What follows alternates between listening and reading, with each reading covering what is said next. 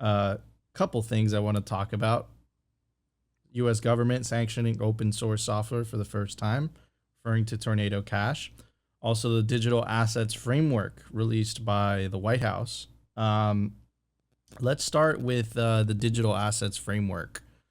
Did it surprise you that the it's not even the administration. I'm not even going to blame it on the Biden administration, but did it surprise you that the administration took such a stance with Bitcoin?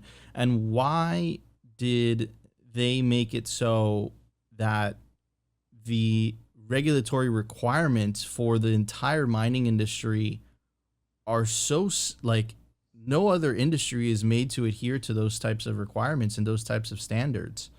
So from your perspective, why do you think they release something like that? Yeah. Well, let me step back first and sort of revisit the history of where this all came from. Um, I think the history actually goes way back to uh, Alex DeVries, Digi economist, and used to be Doge economist, a hobbyist um, Dogecoiner who became a Bitcoin hater, worked for the central bank, is now in graduate school in economics. And basically, he was a hater and published a website devoted to Bitcoin hate, and particularly on the environmental front. And that fed into an academic literature, fed into a famous article in Nature Climate Change in 2018, claiming that Bitcoin mining alone could raise global temperatures 2 degrees over pre-industrial times. And that piece then fed into environmental activism. There was a letter sent to Congress signed by 70 environmental organizations, which cited that paper, which was based on this, garbage hobbyist website. Also, that paper was refuted 3 times in the same journal. It was published in the same year. It's utter fabrication, that paper. But that letter, signed by 70 environmental orgs, led to other congressional letters and a congressional hearing, congressional letters to the EPA, and so on. That led to the White House taking action with, I think, probably smartly, doing a whole of government approach and sort of issuing an executive order to many branches of government to basically frame how the U.S. should respond to a new and emerging industry in terms of its ramifications for, let's say, energy rates and for pollution of various kinds, global warming, for its impact on criminal activity, evading sanctions, etc. Right? So that's the origin of this thing. Maybe it would have happened without Doge economists kicking it off, but I think the actual form it took was really just a few people creating a lot of fear, and then that creating a movement among nonprofits, and that creating a political movement, and that generating a response from government, right? So I think that's the backstory. Can we start there? No, but I didn't know all those things. I did remember the hearing. It was funny how they called it. They called it the cleaning up cryptocurrency. They had a whole committee on it, just in the name itself. So Exactly. Troy, I don't work at the Bitcoin Policy Institute, but I'm in this weird kind of position where to do a good job for Simply, we have to cover the news every single day. Yeah. And from our perspective, we believe, we believe a lot of these people are not stupid. Okay, so going back and referencing the Dig Economist, from my perspective, I believe they're doing it on purpose. I don't believe that they're so naive that they're just completely missing out any updated data. And I think Nick Carter did a fabulous job. And then actually Saylor even said it himself, to quote him. He even called I forget the name of the report, but it was something climate related to cryptocurrencies.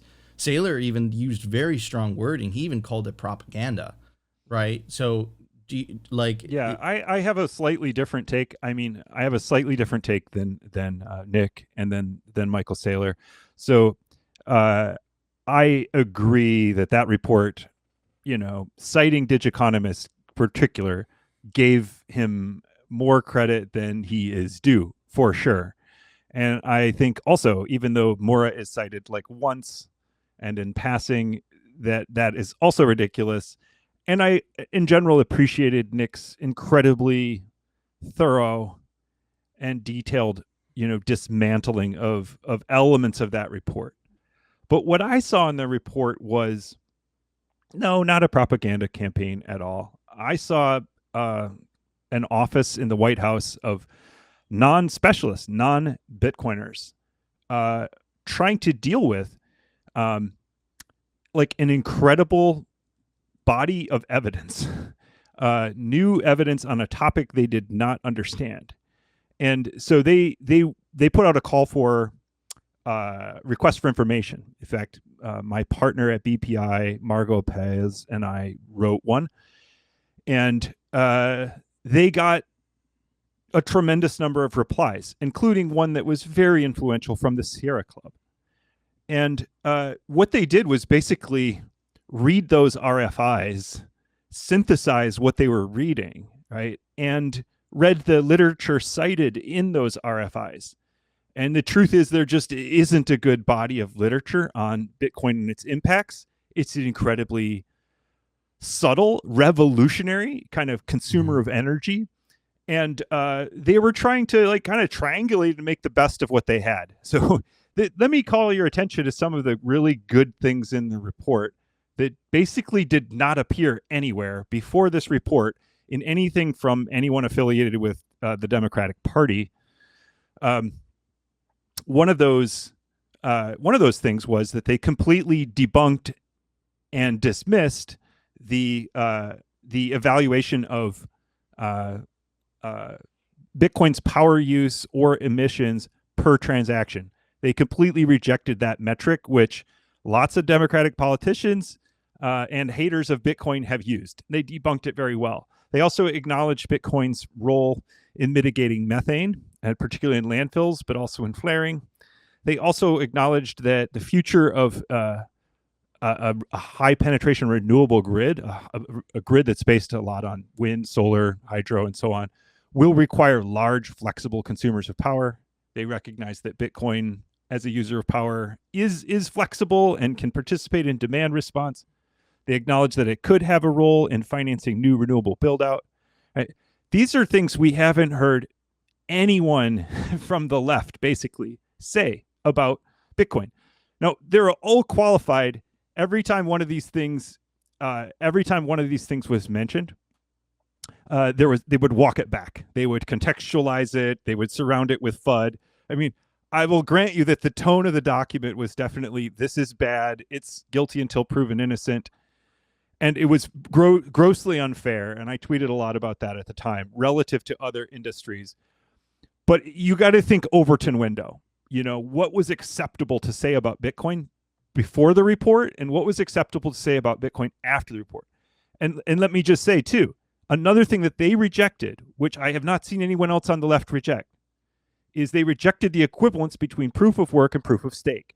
And this is huge because we're up against a campaign right now to quote unquote change the code, which everybody knows the code is not going to be changed. You're not going to convince tens of thousands of people around the world to suddenly change their code, and you're free to introduce and change the code yourself. That's a front, however, for a regulatory attack, a government attack on Bitcoin and proof of work. And this administration did not take that bait. They did not say, oh, well, hey, there was plenty of praise for proof of stake. But when it came to comparing proof of stake and proof of work, they explicitly said, we're not going to do that. We're going to let the market do that and the experts in the field do it, right? And we're not those experts. And finally, I will say in defense of this report, which is odd because I also hated much of it for me to be defending it, but I'm just providing, I think I'm providing the kind of ray of hope that, that Nick and Michael Saylor are not, I think, giving quite its due. But this is an opening salvo. The main conclusion of the report was not Bitcoin's bad, let's ban Bitcoin. That was not the conclusion of the report. The conclusion of the report was we have shit data. We need better data. We actually don't know what the emissions profile of Bitcoin is, what its energy use is, how it interacts with markets. We don't know, and we have to study that. And moreover, there was an invitation to the industry to meet with them and start a dialogue about this. So this was not the end of a conversation, actually, from the administration. It was the beginning. It was an opener. And Costa Samaras, who heads the energy division of the Office of Science and Technology Policy, came on Twitter and did a Spaces, maybe a week after the report came out. And when people asked him about Digiconomist numbers and how they're probably off, he said, look, we were just trying to survey the numbers that were out there to give you a sense of what was there. We're not endorsing those numbers. In fact, our conclusion was that we don't have good numbers and we need them. The purpose of the survey was just to see what's out there and to give you a kind of range.